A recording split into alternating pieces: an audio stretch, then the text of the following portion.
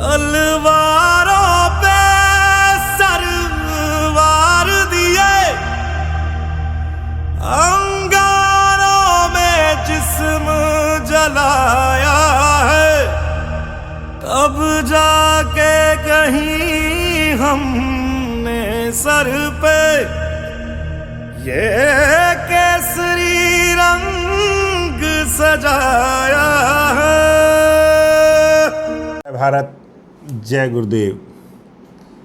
गलवान के बलवान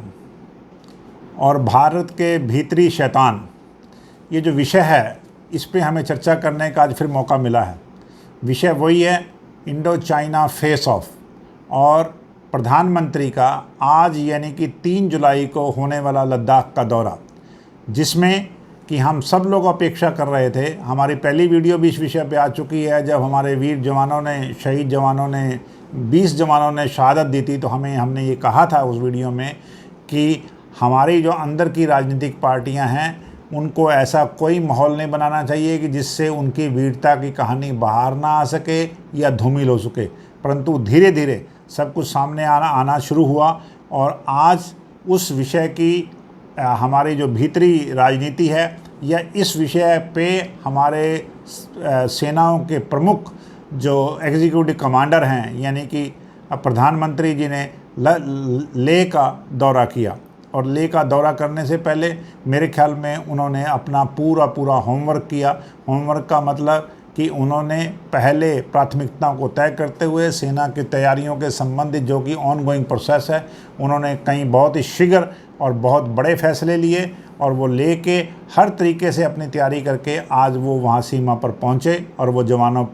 को नैकल जवानों पर मिले। उन्होंने संपूर्ण संसार को एक वैश्विक मैसेज दिया है। वैश्विक मैसेज क्या है, ये ग्लोबल मैसेज क्या होता है, या यूनिवर्सल मैसेज क्या होता है, जिसमें हमारे ब्रह्मांड की जो भी अच्छी शक्ति हैं, पॉजिटिव शक्ति हैं, हमेशा से होता आया है कि हर व्यक्ति को कहीं ना कहीं से एनर्जी मिलने का कोई ना कोई एक नेचुरल सोर्स होता है। जैसे हम ये देखें कि लास्ट वाली वीडियो में भी हमने कहा था कि ये प्रधानमंत्री देश के लिए जीता है, देश के लिए मरता है। आपकी राजनीतिक विचारधारा कुछ भी हो सकती है। हाँ, मैं आज फिर ये कह रहा हूँ कि ना मोदी भक्ति होनी चाहिए, ना कांग्रेस भक्ति होनी चाहिए, देशभक्ति के ऊपर चर्चा होनी चाहिए। ये देशभक्ति का जो मैसेज है, और इतने बड़े रक्षा के मैसेज पे जिस तरीके से हमारे भीतरी कुछ पार्टियां खिचड़ी बनाने का या धूमिल करने का प्रयास कर रही थी, या बाहर से भी दूसरे देशों में भी कुछ हमारे जो आस पड़ोस के देश हैं उनमें भी एक मैसेज का वो कन्फ्यूजन कर रहे थे, और चीन ने तो करना ही करना है। अभी तक चीन ये ताकत है कि उसने अभी तक अपने देश के लोगों को ये नहीं बताया कि वहाँ पे कितने सैनिक मर गए, उनकी फैमिलीज़ को नहीं बताया। तो बिल्कुल प्रधानमंत्री की बात बिल्कुल ठीक है। शांति कौन कायम कर सकता है, शांति की पहल कौन कर सकता है, या अपने नुकसान को स्वीकार कौन सकता है? ताकत, भीतरी ताकत जो भीतरी रूप से मजबूत हो। तो उसी भीतरी ताकत का, उसी मेडिटेशन का, उसी अंतर्दृष्टि का परिचय दिया। और मेरे ख्याल में हर फ्रंट पे, चाहे वो फ्रंट कोई भी रहा हो, जैसे पिछले है उसमें भी हमने ये कहा था कि क्या सड़कें छुपकर नहीं बनाई जा सकती हैं। आज भी उन्होंने साइट पे, ग्राउंड जीरो पे पहुंचकर, जहां की पूरा युद्ध का पूरा माहौल बना हुआ है, जहां की पहले के प्रधानमंत्री एक हमारे इन राज्यों में दौरा करने से डरते थे, और चीन की एक स्टेटमेंट आ जाती थी तो वो अपने दौरे पोस्टपोन कर देते थे। इस प्रधानमंत्री का जिगरे की मैं दाद देता हूँ। मैं कहता हूँ कि ये शेर दिल जिगरा है और टाइगर अभी जिंदा है, और इन्होंने पूरे होमवर्क के साथ वहाँ पे जाके ये बताया कि भारत अपना जो डेवलपमेंट है वो बिल्कुल नहीं रोकेगा। और उसके साथ साथ जय जवान जय किसान सभी बोलते आए हैं। इन्होंने जय मजदूर भी बोला। ये भी बोला कि वहाँ कार्य करने वाले सड़कों के जो श्रमिक हैं, चाहे वो श्रमिक, वहाँ के इंजीनियर, सभी जवानों का बिल्कुल काम कर रहे हैं, और बिल्कुल हम वहाँ पे निरंतर कार्य करेंगे और अपने को और आधुनिक साजो सामान से सुसज्जित करेंगे। उसके साथ साथ जो लोग ये कहते रहे कि प्रधानमंत्री बोलते नहीं हैं या वो चीन का नाम नहीं लेते हैं, आज भी कुछ कुछ पार्टियां कह रही हैं कि चीन का नाम नहीं ले रहे हैं। चीन का और कैसे नाम लिया जाए, जब न केवल चीन का नाम लिया जा रहा है बल्कि जो भी पूरा परिप्रेक्ष्य है उसमें उन्होंने बहुत ही गहरा, सुलझा हुआ और गरिमा युक्त मैसेज दिया है कि विस्तारवाद का युग समाप्त हो चुका है। यानी कि विस्तारवाद संसार में सबसे ज़्यादा इस समय कौन कर रहा है? तो चीन ही कर रहा है और दूसरे छोटे छोटे देशों को भी इसके लिए उकसा रहा है। तो उन्होंने ना केवल बड़े देशों को मैसेज दिया है, बल्कि मेरा ये मानना है उन्होंने छोटे से छोटे देश को मैसेज दिया है कि भारत की जो स्थिति है, भारत माँ भारती की 1 इंच भी ज़मीन के लिए, चाहे वो छोटा देश है, छोटे देशों में भी मैसेज उनका बिल्कुल साफ था, जो हमारे पड़ोसी देश हैं, चाहे वो नेपाल हैं, चाहे वो लंका है, चाहे वो भूटान है, चाहे बांग्लादेश है, कितना भी कुछ हो जाए परंतु इस पे हम नहीं झुकेंगे, हम अपनी सामरिक और भारत भूमि की पूरी रक्षा करेंगे। तीसरी बात उन्होंने ये कही कि हम विकासवाद की बात करते हैं, वो भी संदेश, डेवलपमेंट का संदेश, मॉडल ऑफ डेवलपमेंट, वो भी उन्होंने छोटे से लेके बड़े देशों को दिया है। और एक और चीज़ मैं इसमें ऐड करना चाहूँगा, चीन को इस मुद्दे पे भी एक्सपोज करना चाहिए। चीन ने जिस देश में भी व्यापार किया है, जिस देश में भी उसका व्यापार बढ़ा है, चीन ने वहाँ पे उन देश के खिलाफ विघटनकारी ताकतों को पनपने का पूरा मौका दिया है, उनको सपोर्ट दिया है। केवल एक भारत ऐसा देश है जहाँ पे कि हम वसुदेव कुटुंबकम की भाषा को लेके आगे बढ़ते रहे हैं और उन्होंने बुद्ध का भी बिल्कुल मैसेज दिया। बुद्ध का मतलब, बुद्धत्व का मतलब आंतरिक ज्ञान, यानी कि मेडिटेशन आपको निडर बनाता है, मेडिटेशन आपको सत्य के साथ खड़ा होने का साथ देता है। ये प्रधानमंत्री के शब्द बहुत गहरे हैं और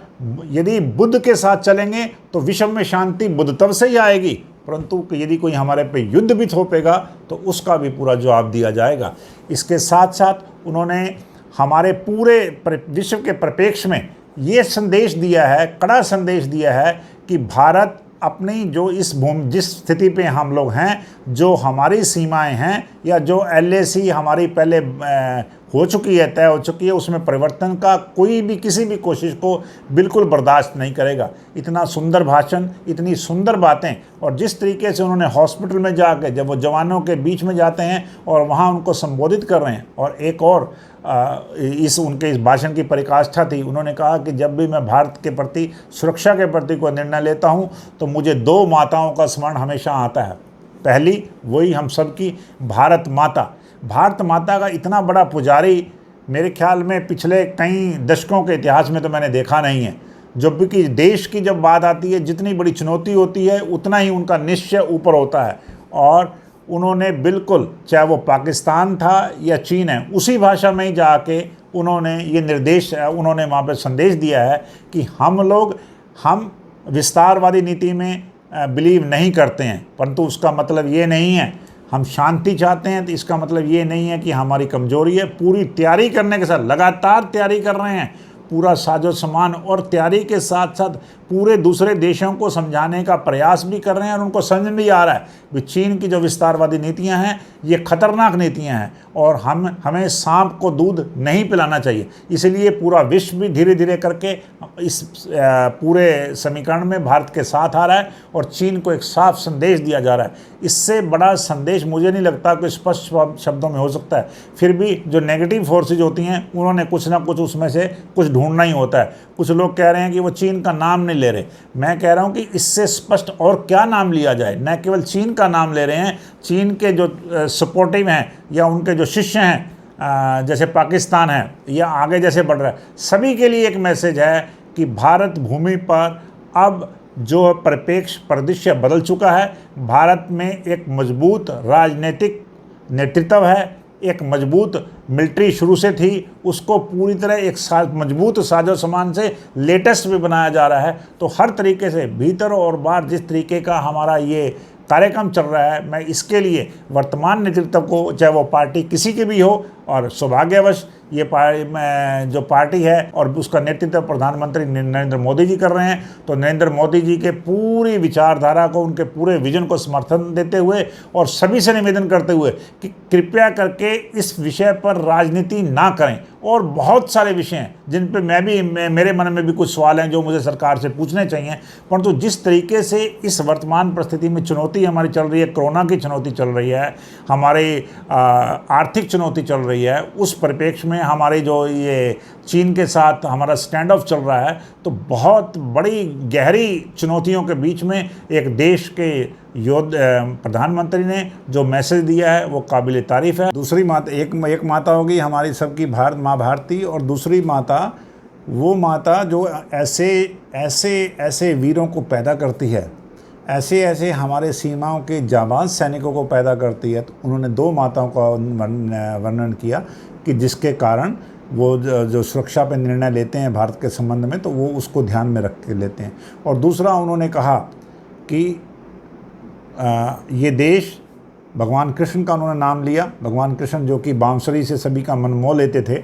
और दूसरा उनके हाथ में सुदर्शन चक्र भी था। कुछ लोग कहते हैं ये वही प्रधानमंत्री हैं जिन्होंने चीन के राष्ट्रपति को जिनपिंग को झूला झुलाया, महाबलीपुरम में भी उनका बहुत स्वागत किया। परंतु आपको ये ध्यान देना चाहिए कि इमेजिन कीजिए कि पिछले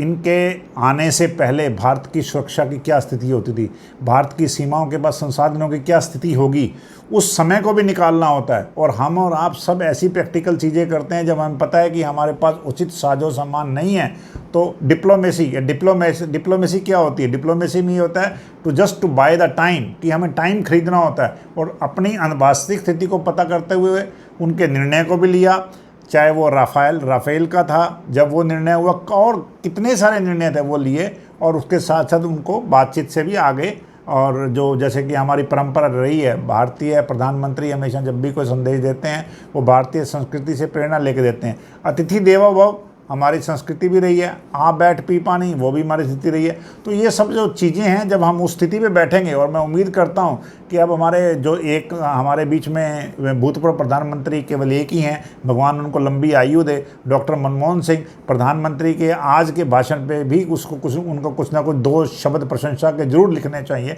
क्योंकि वो खुद प्रधानमंत्री रह चुके हैं और ऐसे प्रेशर्स को झेल चुके हैं, और इन प्रेशरों के अंडर वो उन्होंने इनको झेला भी और देखा भी है कि कैसे इनका सामना किया जा सकता है। तो इन सब बातों को मिलाते हुए तो मैं चाहता हूं कि एक और मैं निवेदन करना चाहूँगा हमारे प्रधानमंत्री जी से, कि वो पहले कांग्रेस के टाइम में एक थी NIC बनी हुई थी हमारी, नेशनल इंटीग्रेशन काउंसिल, एक उसका भी निर्माण कर दें, ताकि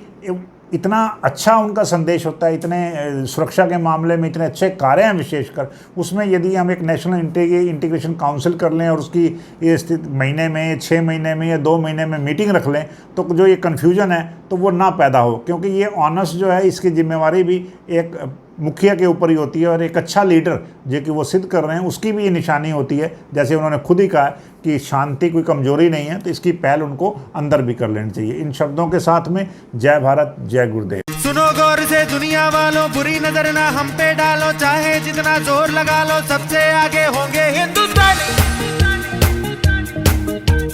सुनो गौर से दुनिया वालों, बुरी नजर ना हम पे डालो, चाहे जितना जोर लगा लो, सबसे आगे होंगे हिंदुस्तानी।